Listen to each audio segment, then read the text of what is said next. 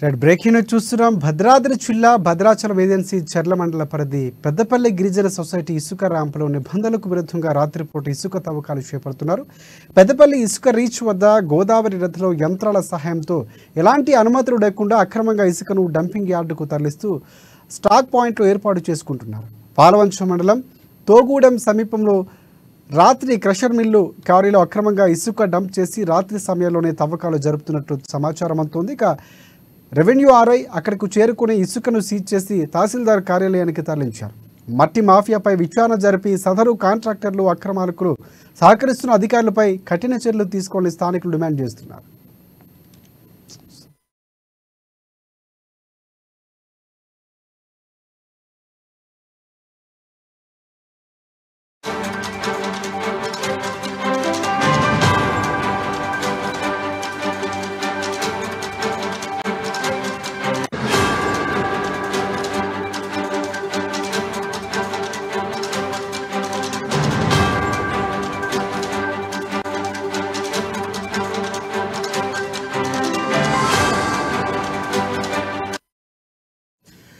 Red breaking news చూస్తున్నాం. భద్రాద్రి జిల్లా Bhadradri agency చర్ల మండల పరిధి పెద్దపల్లి గిరిజన సొసైటీ ఇసుక ర్యాంపులో నిబంధనలకు విరుద్ధంగా రాత్రిపూట ఇసుక తవ్వకాలు చేపడుతున్నారు.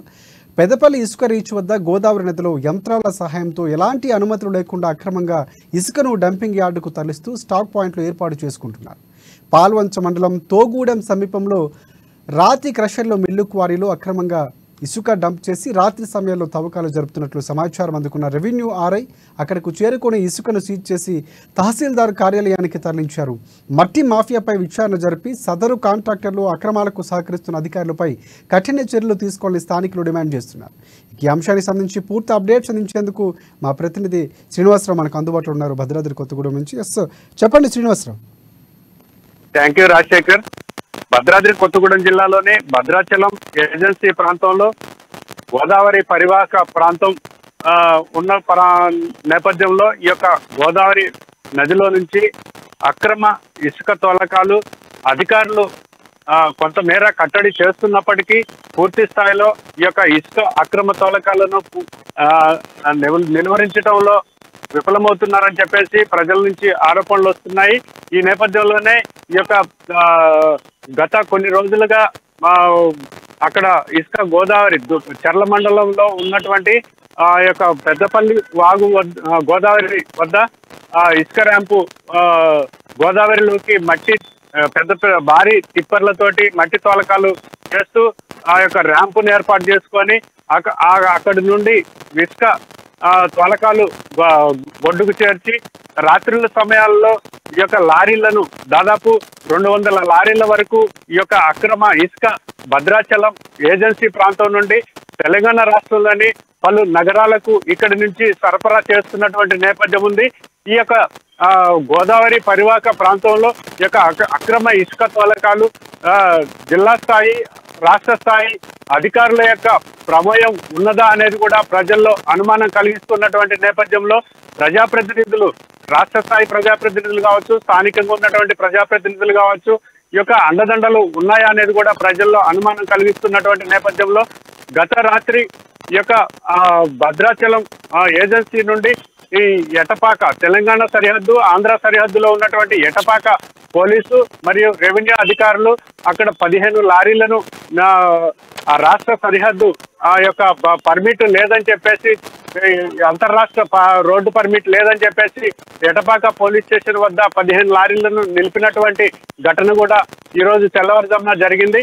అలాగే పాల్వంచ మండలంలోని ఈ యొక్క కిన్నెరసాని మొర్రేడు వాగు సమీపంలో ఉన్నటువంటి తోగూడెం గ్రామంలో ఈ యొక్క క్వారీ అక్రమ రాతి క్వారీలు ఏవైతే ఉన్నాయో ఆ రాతి క్వారీల్లో పగలంతా ట్రాక్టర్లతోటి డంప్ చేసి రాత్రుల సమయాల్లో 10 నుంచి 15 లారీల వరకు అక్రమ తోలకాలు ఇసుక గత కొన్ని నెలల క్రితం నుంచి జరుగుతున్నటువంటి నేపథ్యంలో గత రాత్రి ఈ యొక్క రెవెన్యూ ఆర్ఐ ఎవరైతే ఉన్నారో తహసీల్దార్ ఆఫీస్కి చెందినటువంటి ఆర్ఐ హత్య ఆ ప్రాంతానికి వెళ్ళి అక్కడ ఉన్నటువంటి డంపింగ్ 4 లారీల యొక్క ఇసుకను ఈ యొక్క తహసీల్దార్ కార్యాలయానికి తరలించి అక్కడ కట్టడి చేయడం జరిగింది.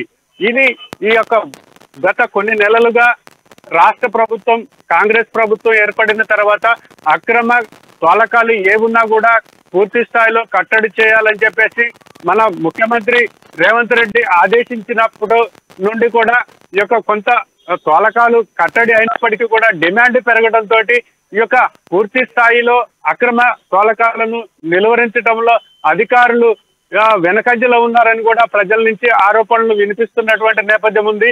రాజశేఖర్.